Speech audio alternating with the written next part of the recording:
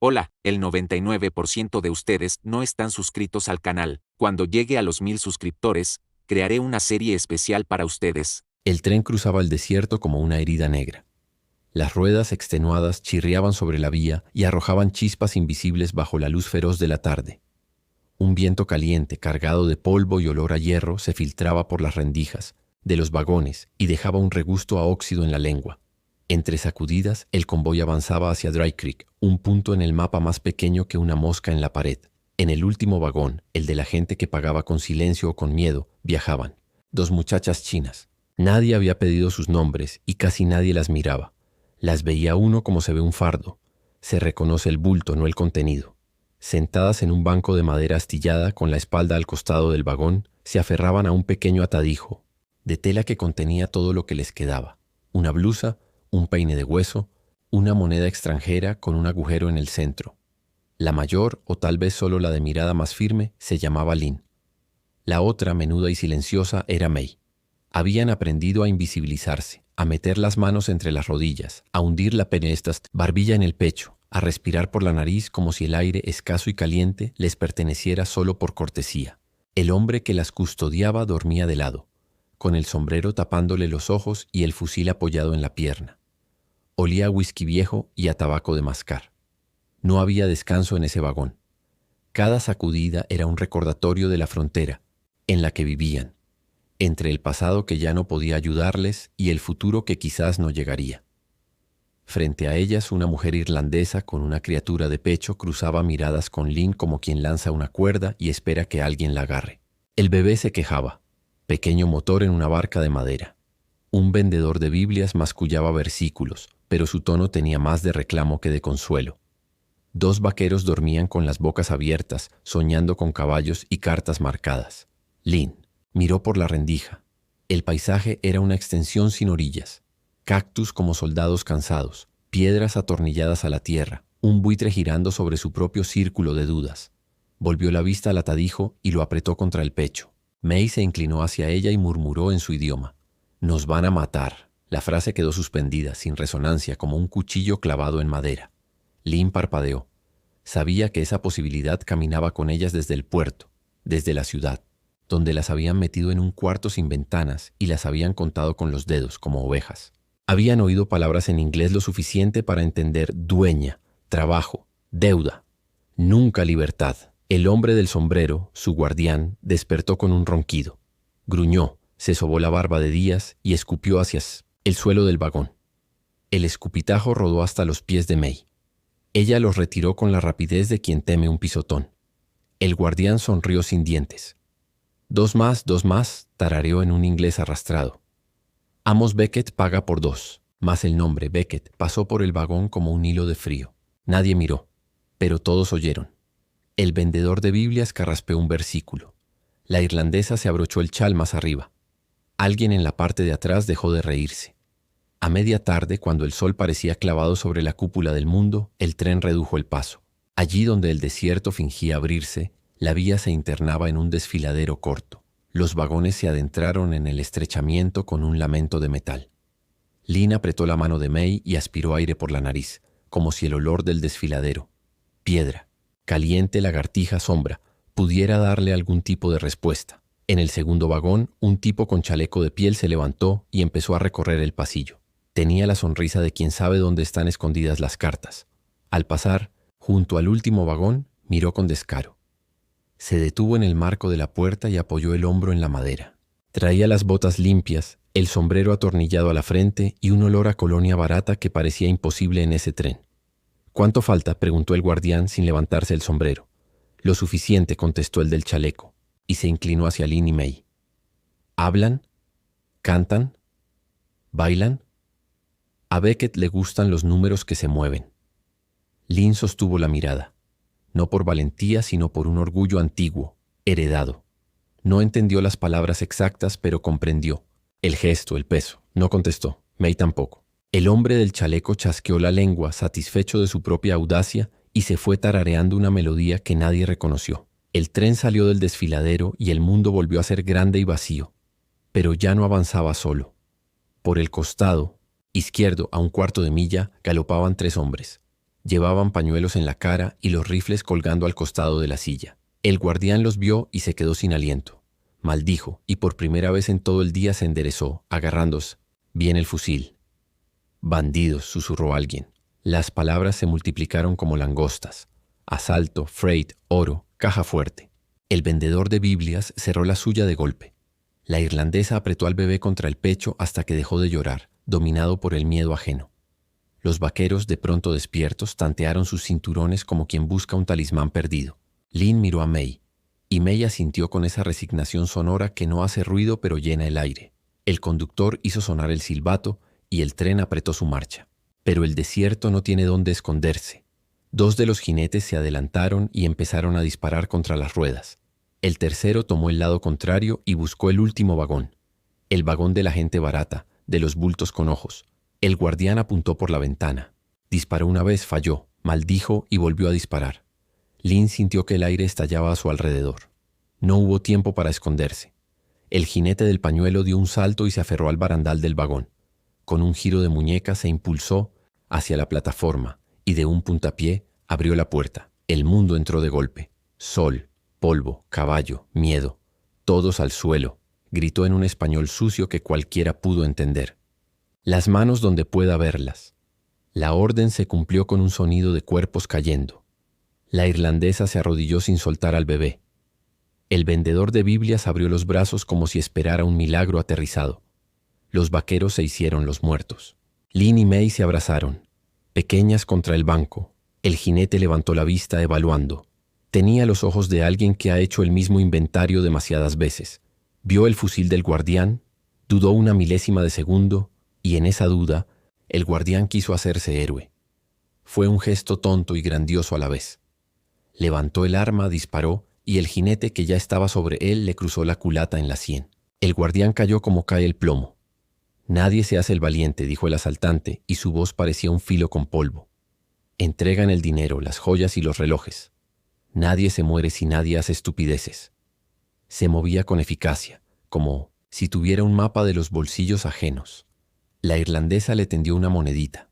El vendedor de Biblias ofreció un reloj oxidado y una cita breve del Levítico. Los vaqueros entregaron sus navajas. El asaltante avanzó hasta el banco de las muchachas y clavó la mirada en el atadijo de tela. «Eso», ordenó con la barbilla. Lynn lo apretó. Había dentro una moneda con un agujero que su madre le había colgado del cuello cuando era niña. Se la había atado con un hilo rojo. El hilo, ahora, era una cuerda que sostenía toda su memoria. May la miró, entendiendo sin necesidad de palabras. «Eso», repitió el asaltante en tono más bajo cargado de amenaza. Y entonces alguien abrió la puerta del vagón. No fue un golpe ni un derribo.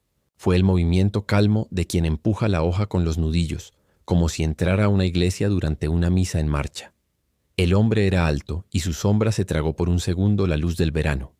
Llevaba un sombrero polvoriento y un gabán que había visto demasiadas estaciones. Tenía la piel curtida por caminos sin nombre y en los ojos la clase de frío que no viene del clima. No traía el revólver en la mano. Eso fue lo primero que notó el asaltante. El desconocido tenía las manos vacías, o parecían estarlo. Pero en el oeste, las manos vacías pueden estar llenas de decisión. «Buenas tardes», dijo el recién llegado, con una voz que raspaba lo justo. El asaltante giró apenas el cuerpo, calculando distancias y puertas. No bajó el arma. Los otros dos jinetes disparaban afuera contra las ruedas y gritaban órdenes que el viento despedazaba. El recién llegado apoyó un hombro en el marco, como quien se está pensando un cigarro. «Esto», dijo el asaltante, «no es asunto suyo». «Eso vamos a verlo», contestó el hombre. «¿Cuánto le deben a estas personas?» El asaltante parpadeó desconcertado por la pregunta. En su mundo la deuda era una palabra útil, pero tenía dueños, los que cobraban, no los que temblaban. «Dinero, relojes, joyas», enumeró él. «Y el tren». «Tú, fuera». El desconocido no se movió. De cerca, en medio del calor y el polvo, tenía una presencia que ordenaba el espacio. No era grande por los hombros ni ancho por la cintura. Lo hacía grande una especie de paciencia peligrosa, como la de un gato al que nada le apura.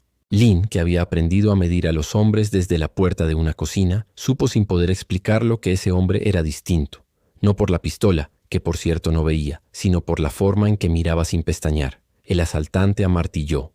«El rifle». «Fuera», repitió. En ese segundo de tensión, el tren pegó un brinco sobre un tramo mal empalmado. El vagón entero se sacudió. Un vaso cayó, el bebé gimió y el mundo se movió medio palmo. En ese desorden milimétrico, el desconocido hizo algo tan simple que resultó incomprensible. Dio 2 pasos, como quien va a pedir sal en la mesa de al lado, y con la mano izquierda agarró el cañón del rifle. La derecha apareció por fin, seca y exacta, y golpeó el gatillo hacia arriba. El disparo se fue al techo. Una lluvia de astillas cayó sobre todos. El asaltante alcanzó a ver un brillo, un anillo, una cicatriz, y el golpe de vuelta le partió el labio. No fue un combate, fue una corrección. El desconocido le quitó el arma con un giro, lo empujó contra el banco, y con suavidad insólita apoyó el cañón descargado en el suelo. Ahora sí, dijo. Vamos a hablar. El asaltante quiso levantarse. No pudo. No había sangre que contar. Solo la humillación ardiendo en la piel. Miró a los lados, pidiendo ayuda que no llegaría. Los colegas afuera tenían su propio problema.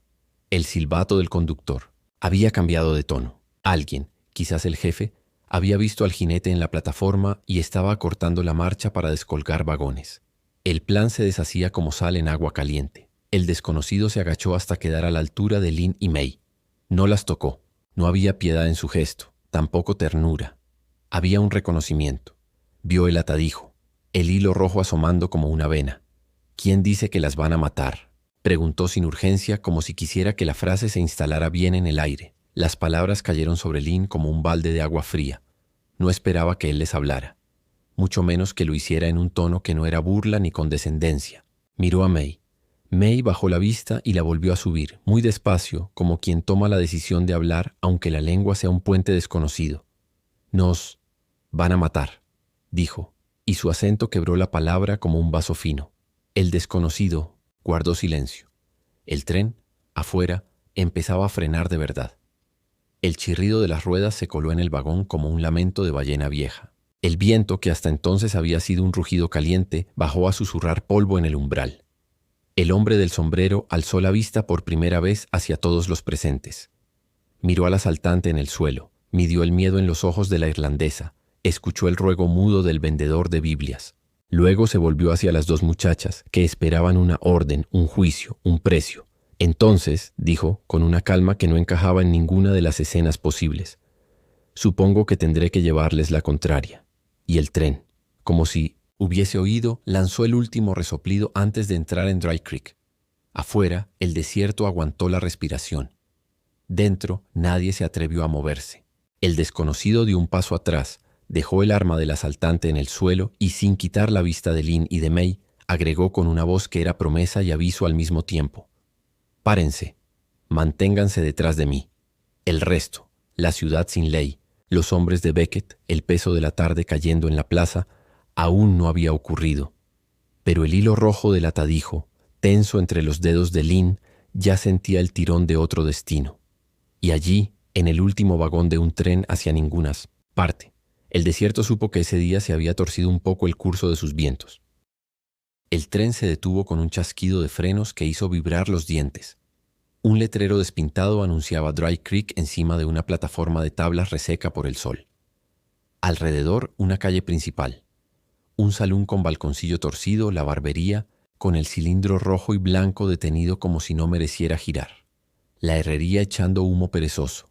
El banco con puertas pesadas y al final un cementerio cercado por estacas donde las cruces nuevas parecían dientes mal puestos. No había campanas, solo el chillido de una veleta oxidada. El guardián de las muchachas, que en los papeles se llamaba Truitt y en la práctica era una barriga con fusil, salió tambaleando del vagón con la sien abollada. Buscó con la vista a los suyos. En la plataforma esperaban 3 hombres de sombreros grises, pañuelos al cuello y caras de yeso. Uno de ellos llevaba una carpeta de cuero bajo el brazo, como si la ley cupiera en hojas. El forastero bajó después, sin apuro. Lynn y May fueron detrás, apretando su atadijo, obedientes a la orden. «Manténganse detrás de mí». El aire de Dry Creek olía a sudor viejo, serrín y aguardiente barato. Había ojos en todas las rendijas. La mujer irlandesa del vagón les lanzó una mirada breve que mezclaba gratitud y resignación, y se perdió entre los bultos de otros destinos. «Ahí está la mercancía», dijo Truitt, señalando a Lynn y a May y escupiendo al costado de la vía. «Amos Beckett paga al contado. El de la carpeta de cuero dio un paso al frente. Tenía dedos finos y anillos discretos. Nombre: Whitlow. Represento los intereses de Beckett. Firmas aquí, aquí y aquí, indicó sin mirar a las muchachas. 2 piezas, sanas, entregadas en fecha. El resto se arregla en la casa de Madame Lilith. El forastero clavó los ojos en la carpeta sin acercarse. ¿Piezas?, preguntó como quien prueba una palabra amarga. Eso dice ahí. Whitlow chasqueó la lengua impaciente. Dice lo que tiene que decir. No estorbe, amigo. Si necesita trabajo, hable con el sheriff Nolan. Hoy anda escaso de jugadores. Como invocado por su nombre, el sheriff apareció en el Vicent Ocean's umbral del salón, escoltado por una botella que habría jurado defender su honor. Era un hombre flaco de bigote cuidadoso y ojos vencidos. Llevaba una estrella que brillaba solo cuando el sol le daba de lado. Miró la escena con desinterés, estudiado, y se volvió a la penumbra del salón. «Listo», dijo Whitlow. «Chicas, conmigo». May apretó la muñeca de Lynn. Lynn alzó la barbilla por un segundo, gesto mínimo que en otro lugar podría haber sido una rebelión. El forastero dio un paso, lo justo para que su sombra tapara el camino de las dos. «No». Las palabras salió sin grito, seca. Los 3 hombres de sombreros grises tocaron sus armas por reflejo. Truitt reculó medio paso. Un valiente de alquiler que sabía sumar probabilidades. Whitlow sonrió con la paciencia de quien lidia con borrachos a diario. No haga un espectáculo. La ciudad es pequeña, la ley es clara y la gente tiene cosas. ¿Qué hacer? La ley no compra personas, dijo el forastero. Los que compran personas son otras cosas. Y con esas cosas tengo un problema. Silencio. En la acera de enfrente, un herrero dejó el martillo en el yunque y se secó el cuello con un atrapo. En el balcón del salón, 2 damas de medias, una rubia pintada, otra morena de ojos cansados. Se asomaron lo necesario para apostar sin voces. ¿Sabe dónde está?, preguntó Whitlow todavía cortés. Esto es Dry Creek. Aquí, Amos Beckett es la ley cuando la ley se distrae. El forastero inclinó apenas la cabeza, como si hubiera olido un perro mojado. Entonces tráiganlo. Prefiero que me lo diga él. La noticia viaja a la velocidad del interés en tierra seca. Antes de que el hollín del tren se asentara, un coche negro cruzó la calle levantando polvo fino. Se detuvo frente al salón. Del interior bajó un hombre en traje claro, corbata de cuerda y bastón con empuñadura de oro. No era joven ni viejo. Era alguien que había aprendido a conservarse. Su sonrisa mostraba dientes de marfil con vetas, amarillas. El sombrero le quedaba como una firma. «Amos Beckett», anunció Whitlow, satisfecho de haber llamado a la carta más alta. Beckett se acomodó el traje como quien se sacude una mosca educada. Paseó la mirada por el andén, por el forastero, por las muchachas que no lo miraban. Hizo tintinear el bastón en la madera. «Bienvenidos a Dry Creek», dijo. «Aquí todo cuesta lo que dice mi libro. Y hoy por ese libro estas 2 me pertenecen. No por capricho, por deuda. Alguien pagó por traerlas, alguien tiene que cobrar, por mantenerlas vivas. El mundo es caro». El forastero no lo miraba a los ojos. Miraba la mano que sostenía el bastón, los nudillos donde el anillo mordía la piel. «Usted no quiere a estas chicas», dijo. «Quiere lo que producen cuando alguien las empuja. Hay palabras para eso, palabras viejas y feas». Beckett sonrió sin ofenderse. «Yo quiero lo que equilibra mis columnas. Si a usted le molestan mis palabras, compre otras. Yo compro resultados». «No, compro personas», replicó el forastero. «Y estas 2 se vienen conmigo». La frase fue un cuchillo en tela. Los hombres de sombreros grises dieron el paso que les faltaba para parecer un muro. Truitt se puso detrás de ellos temiendo no estar en el lado correcto de la muralla. «No me obligue a ser tosco, amigo», dijo Beckett. «Este pueblo se mueve porque todo el mundo entiende quién manda. La señora Lilith cuida de su casa. Whitlow cuida de mis papeles. El sheriff cuida de mi silencio. Y mis hombres cuidan de que nadie se equivoque». El forastero respiró hondo, como quien prueba el aire antes de beber. Entonces hoy alguien va a equivocarse. No hubo duelo en la plataforma. Hubo un titubeo, un aliento contenido, y de pronto los pájaros decidieron que ese cable no era tan cómodo. Beckett hizo un gesto leve con el bastón.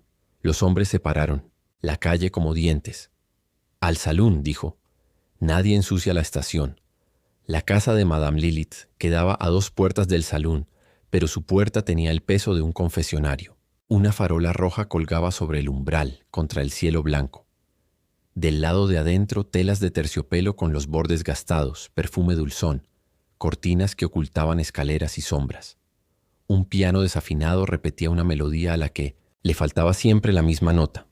Madame Lilith apareció como bajando de un escenario, alta, con un vestido negro que sabía ser sobrio y pecaminoso a la vez. Tenía el cabello recogido con peinetas de concha y una forma de mirar que contaba hasta 3 antes de hablar. «Amos», saludó sin besos. «Llegaron temprano». «Trabajo», dijo Beckett. «2 nuevas. Vienen a saldo. Quiero que aprendan deprisa, Lilith». Miró a Lynn y a May. No las tocó. Sus ojos pesaron lo justo, edad, huesos, miedo. Luego se detuvieron en el forastero que cruzó el umbral sin pedir permiso, con las 2 chicas pegadas como sombras. «Ese no es cliente», observó Lilith mirando al bastón de Beckett y luego al sheriff, que se dejó caer en una mesa del salón de al lado con la botella y un mazo de cartas. «Ese trae polvo de la calle en los ojos». «Ese», dijo Beckett, «trae una confusión que vamos a despejar. En mi ciudad nadie me contradice 2 veces en el mismo día». El forastero colocó a Lynn y a May detrás de una columna donde el terciopelo hacía de pared. Sonrió a Lilith. No era una sonrisa amable. Era un gesto que reconocía que ella mantenía la casa en pie con las manos ensangrentadas por cosas que no dejaban rastro. «No vengo a pelear con usted», dijo.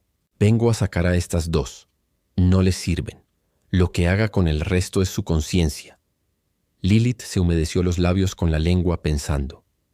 En esa casa, la conciencia era un lujo que se guardaba en una caja fuerte con la plata de las cortinas. «Aquí, todo tiene precio», dijo al fin. «Si ellas deben, alguien paga. Si alguien paga, alguien manda. Si alguien manda, yo sobrevivo. Es la aritmética de Dry Creek. Y la mía es mejor que la de la calle». «¿Cuál es el precio?», le preguntó el forastero. Beckett carraspeó divertido. Mire qué rápido se volvió razonable. «Whitlow, la cifra». Whitlow abrió la carpeta, sacó un papel con columnas apretadas y lo leyó como un cura lee latín, para que nadie entienda. Transporte, manutención, gestiones, comisión del puerto, comisión del alguacil en tránsito, tarifa de introducción, ropa, comida, cama. Luz. Total. $180 por cabeza, más intereses corridos. Lilith no contó. Sabía que la cifra era cualquier cosa menos honesta. El forastero miró el papel. No para leerlo, sino para medir la mentira. «No traigo ese dinero», dijo. «Entonces, traiga respeto», replicó Beckett. «Deje el asunto. Vuelva a su asiento en el tren. Aún queda humo para huir». El forastero acercó la mano al cinturón y por un segundo los hombres grises tensaron los dedos. No sacó un arma. Desató la bolsa de cuero ajada que colgaba a su costado. La vació sobre la mesa más cercana. Cayeron monedas de distintos tamaños y un puñado de dólares arrugados. No llegaban ni a la mitad de la deuda inventada. «Esto es lo que hay», dijo. «El resto no lo pago en su moneda». Beckett sonrió con gusto. Le encantaban las escenas que terminaban como él quería. Dio 2 golpecitos con el bastón en el piso, señal. Los hombres empezaron a cerrar el círculo. Truitt, valiente porque estaba acompañado, se permitió un comentario. «Te lo dije, chino», le soltó a May con desprecio. Al final todos no terminó. El forastero se movió. Lo hizo como en el vagón, sin exageraciones, sin música. En 3 pasos había desarmado al más cercano con un giro de muñeca, empujado a Truitt contra la pared, donde el yeso crujió como un hueso viejo, y plantado el cañón en el aire, apuntando a un segundo que estaba a mitad de un insulto. El tercero alcanzó a sacar la pistola, pero el golpe del bastón no, del propio arma descargada del forastero, le cortó el gesto. Lilith no gritó, ordenó, «¡Basta!», y el piano, obediente al miedo, se quedó sin dedos. Beckett alzó el bastón no como arma, sino como pluma que firma. «Te estás metiendo en gastos, forastero». El forastero lo miró sin apuro, con el arma que ahora sí era suya en la mano, y dijo con la voz donde cabía un desierto.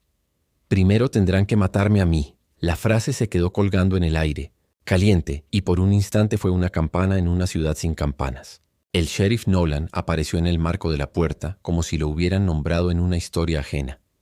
«Caballeros», balbuceó, seco de garganta. «No me estropeen el día. Si va a haber disparos, que haya reglas. A la calle. Al centro. Es la costumbre». Beckett paladeó la idea.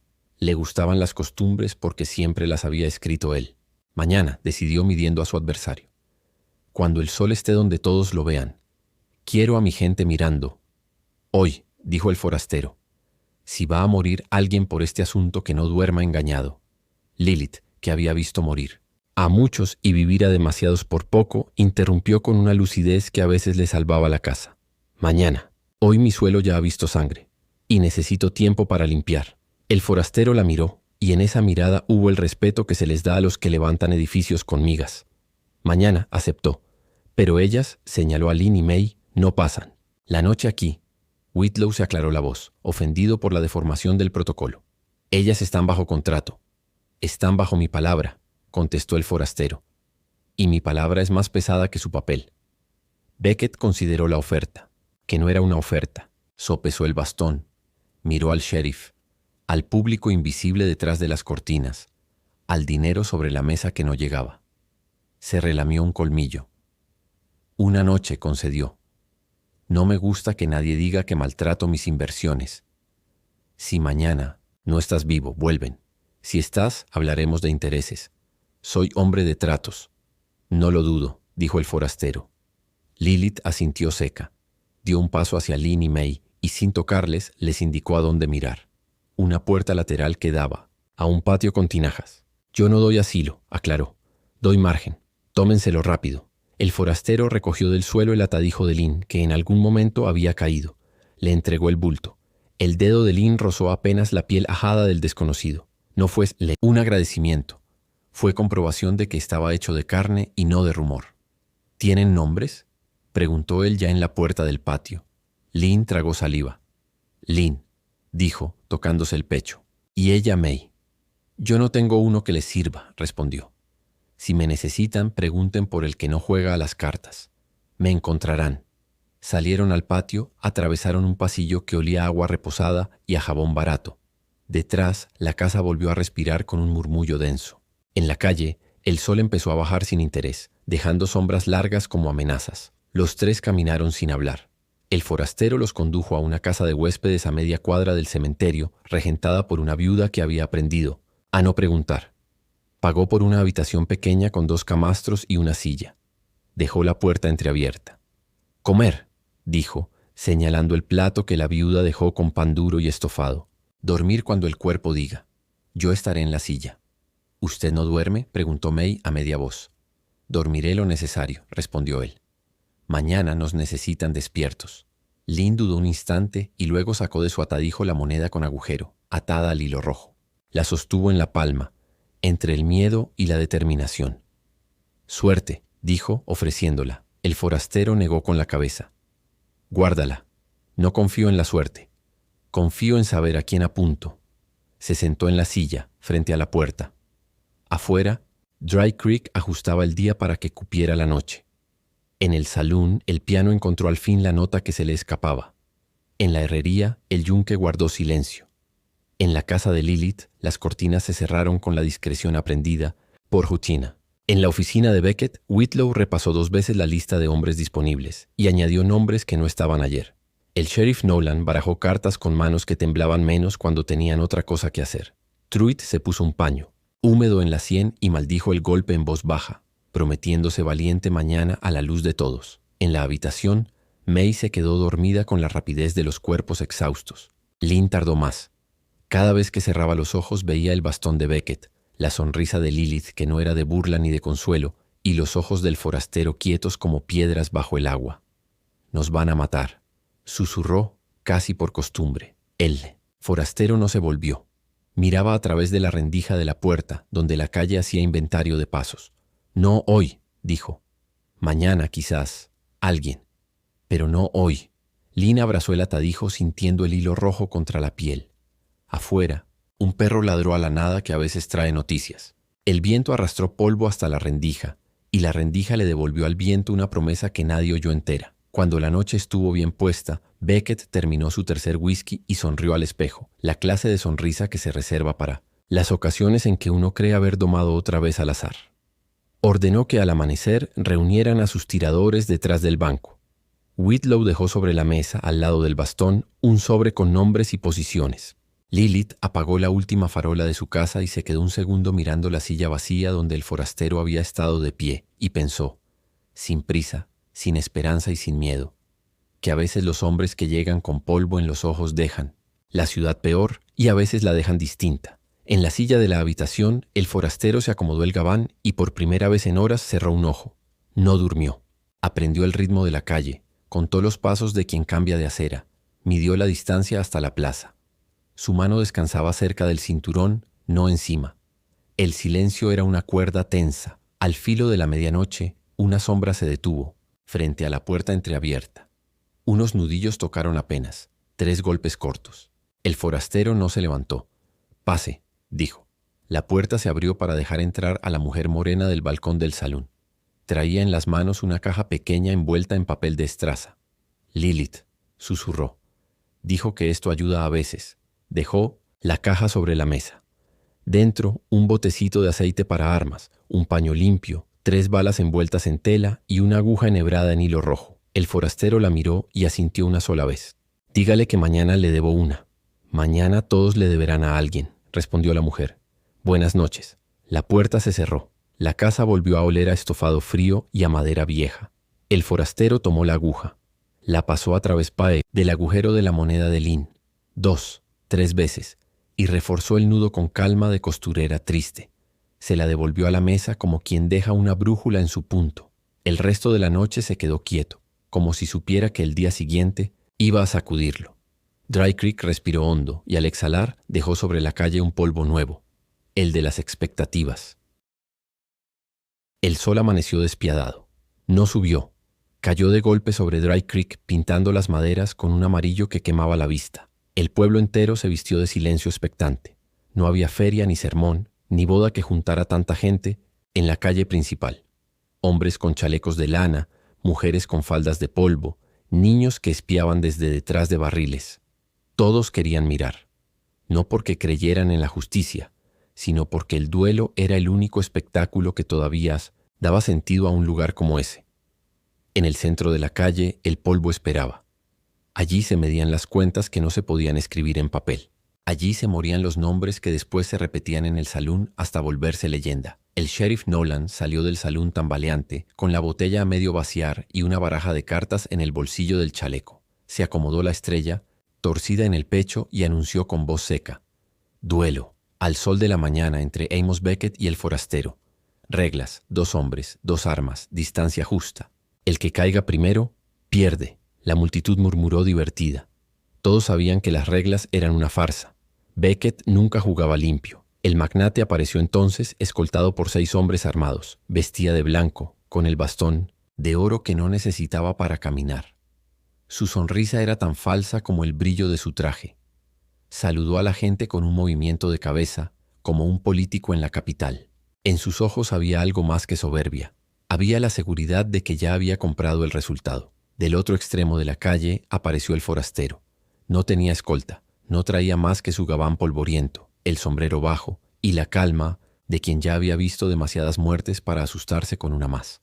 Detrás de él, desde la puerta de una casa de huéspedes, Lynn y May miraban con el atadijo en brazos y el hilo rojo en la mano. El silencio se estiró hasta que dolió.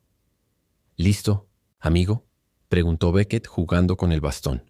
«Listo», contestó el forastero con una voz que no temblaba. Nolan levantó la mano para dar la señal, pero en el instante en que el sol golpeó el reloj de la torre del banco, el ruido de armas se adelantó al ritual. Desde los techos, desde las ventanas, desde los callejones, comenzaron a disparar los hombres de Beckett.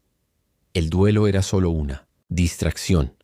La verdadera ejecución estaba en marcha. La calle estalló en un trueno de pólvora. La multitud corrió, gritando, buscando refugio en portales y barriles. El sheriff cayó de rodillas, más por el susto que por alguna bala. Beckett reía, protegido por su muralla de pistoleros. El forastero no corrió, caminó hacia el centro de la calle, con la mano al cinturón y en un movimiento seco desenfundó.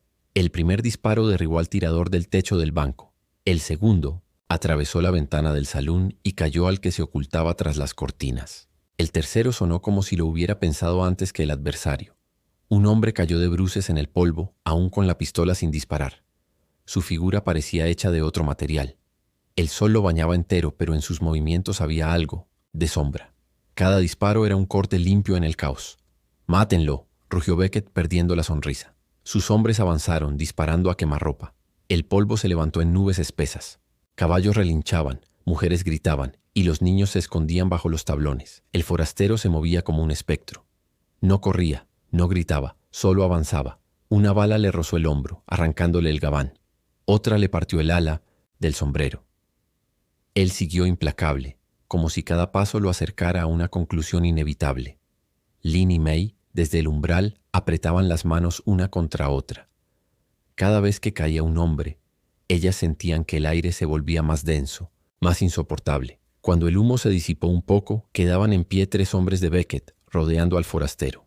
Beckett se había refugiado detrás de un carro volcado con los ojos desorbitados.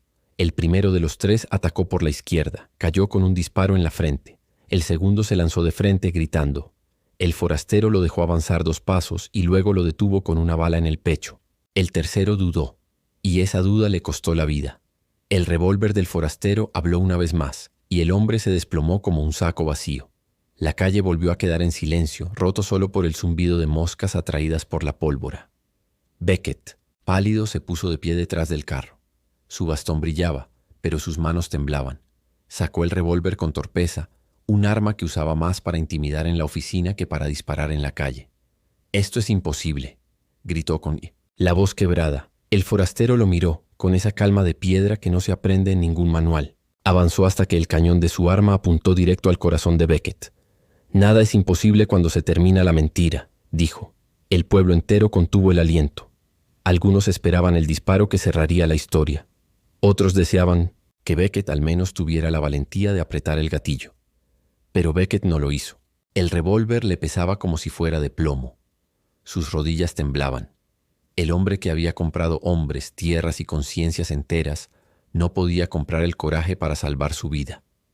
El sol en lo alto marcó la escena como si fuera un juez. El forastero apretó el gatillo. El estampido retumbó entre las fachadas de madera. Beckett cayó hacia atrás, con el bastón rodando en el polvo, su cuerpo torcido como un maniquí roto. El silencio fue absoluto. Ni un grillo, ni un pájaro, ni un suspiro. Las ventanas se abrieron, las puertas cedieron, y el pueblo miró. Nadie lloró por Beckett. Nadie lo defendió, al contrario. En los ojos de muchos brilló un alivio que nadie se atrevía a pronunciar. El sheriff Nolan, aún sentado en el suelo, recogió su sombrero y lo colocó en la cabeza con torpeza. «Supongo que», dijo carraspeando. «Supongo que se acabó el duelo». El forastero no respondió. Guardó su revólver y se volvió hacia Lynn y May. Ellas lo miraban temblando, con el hilo rojo entre los dedos. El aire olía a pólvora, pero también a un principio extraño. Algo parecido a esperanza, aunque todavía no se atreviera a llamarse así. El fuego había arrasado Dry Creek, pero en las cenizas empezaba a dibujarse otra historia. El cuerpo de Amos Beckett yacía en el polvo como una estatua mal esculpida, con el bastón de oro rodando a unos pasos de sus dedos tiesos. El pueblo entero, amontonado en las aceras y en las ventanas, guardaba un silencio pesado. Nadie se atrevía a dar un paso hacia adelante. Era como si la calle principal de Dry Creek se hubiera convertido en un altar donde la muerte había escrito su última palabra. El forastero se quedó quieto, respirando lento. El humo aún flotaba en el aire, espeso como niebla de pólvora. No miraba al cuerpo, sino a la gente. Rostros curtidos, ojos cansados, miradas que por primera vez no estaban bajo el yugo de Beckett. Fue entonces cuando un murmullo se deslizó entre la multitud, primero tímido como un rezo. Se acabó, se acabó. Pero el sheriff Nolan, con la estrella torcida y el sombrero sucio, se incorporó del suelo y alzó la voz. «Nadie se mueva. La ley debe...» Se quedó sin palabras. Su botella, olvidada junto al salón, parecía más fuerte que su autoridad. El forastero lo miró apenas, sin interés, y luego giró sobre sus talones.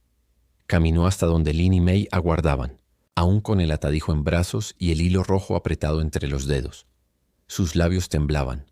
Cuando él se detuvo frente a ellas, la frase salió rota, como un eco inevitable. «Nos van a matar». El pueblo entero escuchó, y en ese instante todos comprendieron que el miedo de las muchachas era más profundo que la amenaza de Beckett. Era el miedo heredado de cadenas invisibles, de viajes forzados, de noches interminables. El forastero bajó la vista hacia ellas. Su mirada era dura, pero en lo hondo había un destello que no se quebraba. Su respuesta cayó como un cuchillo helado. «No, quien les quita la vida ya está muerto. Ahora depende de ustedes seguir viviendo. Las palabras no fueron un consuelo, fueron una sentencia. El pueblo entero lo sintió, un escalofrío recorrió las espaldas, como si el viento del desierto hubiera cambiado de dirección. Lynn cerró los ojos un instante, apretando la moneda de su madre.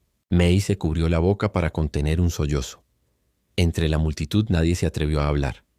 Incluso el sheriff bajó la cabeza, como aceptando que no quedaba nada que pudiera hacer. El forastero se inclinó, recogió el bastón de oro del suelo y lo sostuvo en la mano. Lo miró con desprecio, como si pesara más de lo que valía. Después lo arrojó al cuerpo inerte de Beckett, donde rebotó con un sonido hueco. «Este pueblo tiene que decidir qué hace con su libertad», dijo, sin levantar la voz. «Yo no voy a hacerlo por ustedes». Se dio media vuelta, buscó a su caballo, que esperaba amarrado frente a la herrería, y aflojó las riendas. El animal relinchó impaciente, como si supiera que el viaje aún no había terminado. Lynn dio un paso al frente. «¿A dónde va?», preguntó con voz apenas audible. El forastero la miró por encima del hombro. El sol le dibujaba la silueta en sombra. «Donde el viento me lleve», contestó. «Aquí ya no me necesitan». «Pero», intentó decir May con un hilo de voz. «¿Y nosotras?». El forastero ladeó la cabeza pensativo. «Ustedes tienen lo más difícil», dijo. «Aprender a vivir sin miedo». Subió al caballo con un movimiento seco y seguro. El animal giró sobre sí mismo, levantando polvo. La multitud se apartó, abriendo paso. Nadie trató de detenerlo.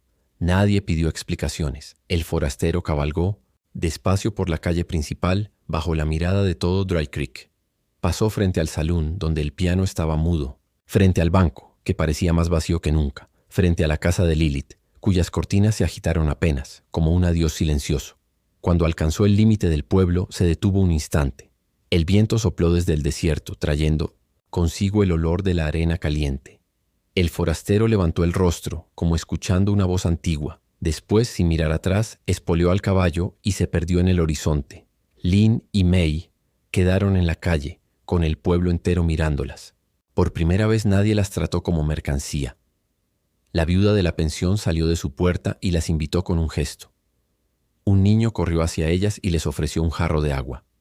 Madame Lilith, desde la distancia, las observó con un brillo, extraño en los ojos, mezcla de compasión y advertencia. El viento, que antes parecía enemigo, ahora les acariciaba el rostro. El miedo seguía allí, agazapado en sus pechos. Pero también había otra cosa, algo nuevo que no sabían nombrar. Tal vez esperanza, tal vez libertad.